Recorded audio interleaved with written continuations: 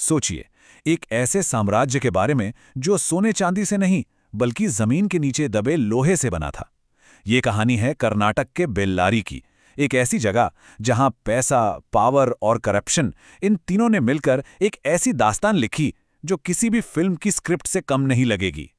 तो चलिए इस लौह अयस्क यानी आयरन ओर से बने सिंहासन की कहानी को परत दर परत खोलते हैं।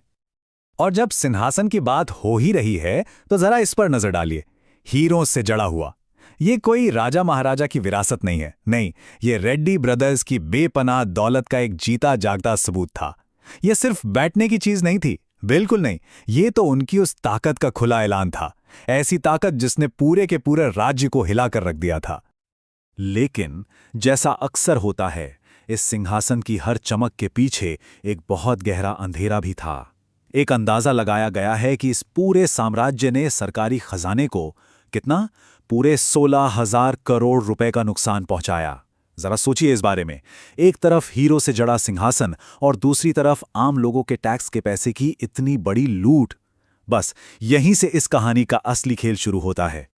तो सवाल उठता है कि आखिर इस पूरे खेल के पीछे था कौन? तो मिलिए बेल्लारी के सरगनाओं से। देखिए, ये सिर्फ एक स्कैम या घोटाले की कहानी नहीं है। ये कहानी है एक ऐसे परिवार की जिसने अपनी एक पैरेलल गवर्नमेंट, एक समानांतर सरकार ही खड़ी कर दी थी। इस पूरे साम्राज्य के जो आर्किटेक्ट थे वो थे रेड्डी बंधु। इन तीन भाइयों ने एक बात बहुत अच्छे से समझ ली थी कि असली सोना जमीन के नीचे नहीं बल्कि पावर के, सत्ता के गलियारों में मिलता है। उनकी स्ट्रैटेजी बिल्कुल साफ, एकदम क्रिस्टल क्लियर। पॉलिटिकल पावर का इस्तेमाल करो और जमीन का खजाना लूट लो।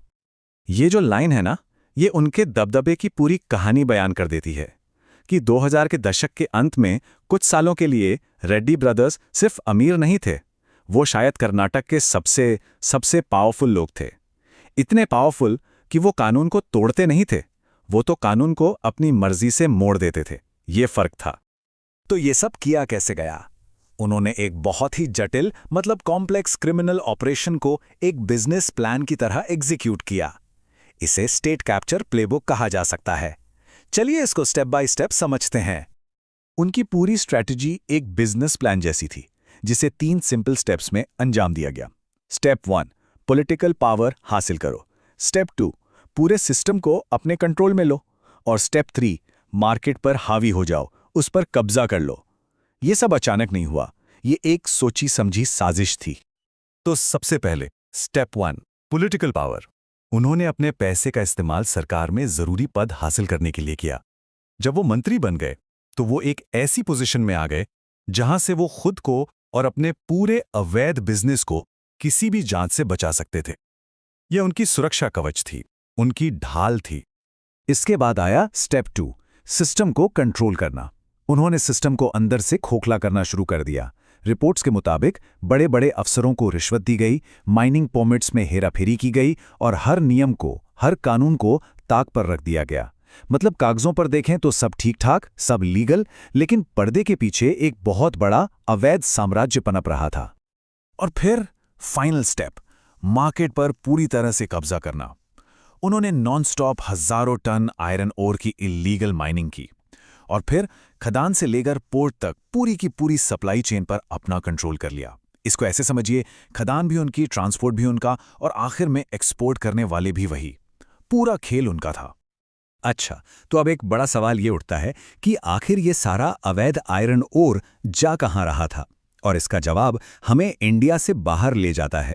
यहीं से इस पूरे स्कैम का इंटरनेशनल एंगल सामने आता है। सोचिए जरा, इतना सारा हजारों लाखों टन अवैध लौह अयस्क आखिर जा कहां रहा था ये सब? जवाब है चीन। देखिए, उस दौर में चीन का इंफ्रास्ट्रक्चर बूम अपने पीक पर था। सड़कें, बिल्डिंग्स, पुल सब बन रहा था और उसके लिए उन्हें चाहिए था स्टील। स्टील के लिए चाहिए था आयरन ओर, बहुत सारा आयरन ओर। तो बेल्लारी की खदानों से निकला ये अवैध माल सीधा उसी ग्लोबल डिमांड को पूरा कर रहा था। अब जरा इस चार्ट पर एक नजर डालिए। ये एक तस्वीर में पूरी कहानी साफ कर देता है। बाईं ओर जो छोटा सा बार है वो है लीगल एक्सपोर्ट का, और दाईं ओर जो इतना बड़ा बार है वो है रेड्डी साम्राज्य का अनुमानित अवैध एक्सपोर्ट। ये जो फर्क है ना इन दोनों के बीच, बस यही दिखाता है कि ये लूट असल में कितनी बड़ी थी। तो इस सब का अंजाम क्या हुआ? इसकी लेगेसी क्या रही? ये सिर्फ पैसों का घोटाला नहीं था, नहीं। इसकी एक ऐसी विरासत है जो हमें एब्सोल्यूट पावर की असली कीमत के बारे में बहुत कुछ बताती है। तो इस पूरी कहानी का निचोड़, इसका सार इन 2 कॉलम्स में है। एक तरफ रेड्डी ब्रदर्स को क्या मिला? बेपनाह दौलत और बेइंतहा पॉलिटिकल पावर। और दूसरी तरफ राज्य को क्या मिला? 16,000 करोड़ का फाइनेंशियल लॉस और पर्यावरण की ऐसी तबाही जिसकी भरपाई शायद कभी न हो पाए। और शायद यही इस कहानी का सबसे अहम हिस्सा है। ये कोई आम घोटाला नहीं था। ये स्टेट कैप्चर का एक टेक्स्ट बुक एग्जाम्पल था। एक ऐसी सिचुएशन जहां प्राइवेट इंटरेस्ट्स ने पूरे के पूरे राज्य के सिस्टम पर ही कब्जा कर लिया था। वो प्रभावी रूप से अपनी खुद की एक पैरेलल गवर्नमेंट चला रहे थे। और आखिर में ये पूरी कहानी हमें एक बहुत बड़े सवाल के सामने लाकर खड़ा कर देती है कि जब करप्शन सिस्टम में इतनी गहराई तक चला जाए कि सिस्टम खुद ही क्रिमिनल्स को बचाने लगे, उनकी ढाल बन जाए, तो उसे रोका कैसे जाए? ये सवाल सिर्फ बेल्लारी का नहीं है, ये सवाल हर उस समाज का है जहां पावर और संसाधनों का टकराव होता है। सोचने वाली बात है।